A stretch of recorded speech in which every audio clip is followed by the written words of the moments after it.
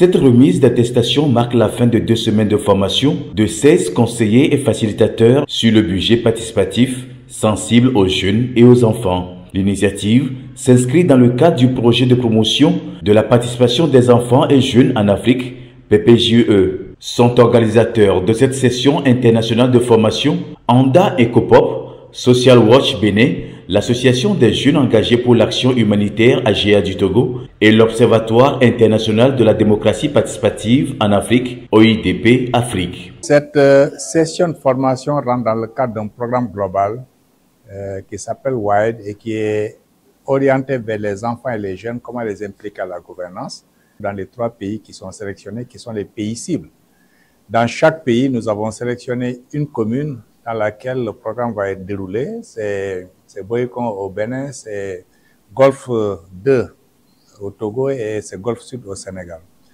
Alors, l'initiative, c'était de donner des compétences aux collectivités territoriales pour qu'ils puissent dérouler une approche qui puisse mobiliser les jeunes tout au long du processus budgétaire et dans les politiques publiques également. Donc, pendant 2 semaines, nous les avons regroupés.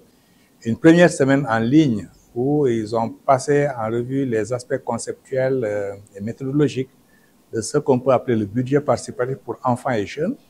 Et une deuxième semaine où nous avons plutôt regroupé ici à Lomé pour faire une formation pratique, où à partir de notions théoriques qu'ils ont fait en ligne, ils ont pu pratiquer avec la présence de maires, avec la présence de citoyens, regroupés ici à Lomé et avec lesquels pendant 3 jours, ils ont pu appliquer de manière pratique les notions théoriques qu'ils ont pu accumuler. Le PPJE est porté par le programme White Civic Engagement mis en œuvre par ALDA avec People in Need et Ilbalment avec le soutien de l'Union européenne. Pour l'OIDP, aller au budget participatif sensible aux jeunes et enfants permettra non seulement de répondre à leurs besoins spécifiques, mais aussi de former une génération consciente de ses droits et capable de contribuer à l'action publique. Bonne nouvelle, la formation a débouché sur des plans d'action. Je suis très content de voir ces plans d'action qui commencent à germer dans plusieurs contextes. Ici où on dit qu'il faut prendre en compte toute la dimension de l'information, de la mobilisation des élus, l'information et la mobilisation des autres légitimités qui sont sur le territoire, l'implication des gouvernements nationaux pour qu'ils puissent accompagner. Nous avons prévu faire une restitution à l'endroit de la jeunesse, à l'endroit du conseil communal pour leur expliquer le bien fondé de ce que nous avons reçu comme notion est très importante et très nécessaire pour le développement de notre communauté. Ensuite, nous allons faire en sorte que ces décisions soient actées, soient prises en session communale pour que ces séjours que nous avons eu à passer ici à Lomé puissent être un moment gracieux pour que ces moments de formation soient réellement concrétisés à travers des actions nobles que nous aurons à mener. Une fois au Sénégal, on va sensibiliser les jeunes à participer au budget participatif. On va aussi organiser un réseau des jeunes parce que déjà chez nous, on a mis en place le conseil municipal des jeunes l'année passée.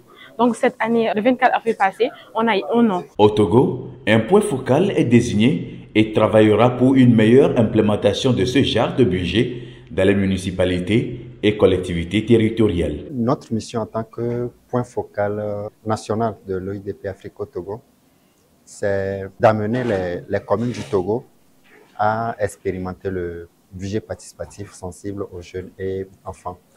Et les activités proprement dites, quant à ce qui concerne le BP, le budget participatif, on va les démarrer au niveau de la commune Golfe 2, sous forme de commune pilote.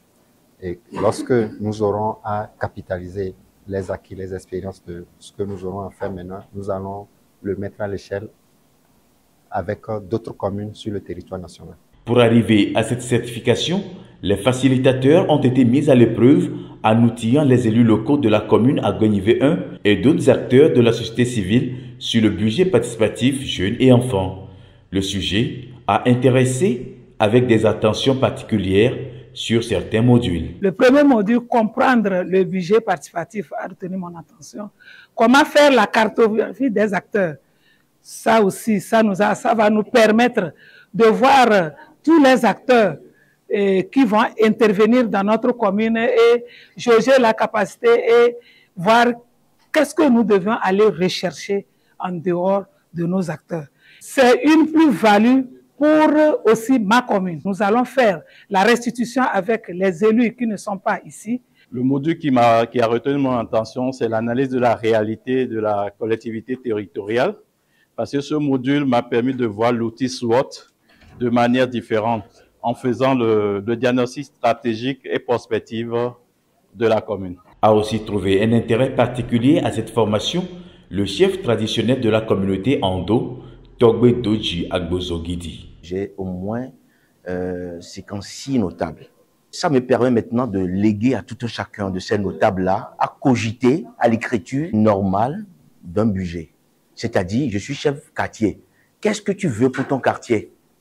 Donc, c'est à toi d'énumérer ce que ton quartier peut apporter maintenant au canton dans lequel nous sommes, Ando par exemple. Donc, cet atelier m'apprend aujourd'hui à démocratiser, à décentraliser maintenant mon pouvoir d'écriture budgétaire pour que tous ces notables-là participent pour me dire, je suis de tel village 1 et que, bon, j'ai besoin de 50 francs. Tu dois justifier ces 50 francs qui nous permet maintenant de faire un budget pour tout un village. Ces facilitateurs sont enfin appelés à gravir les échelons pour devenir plus tard formateurs à condition d'un travail pratique approuvé de ce qu'ils ont reçu sur le terrain.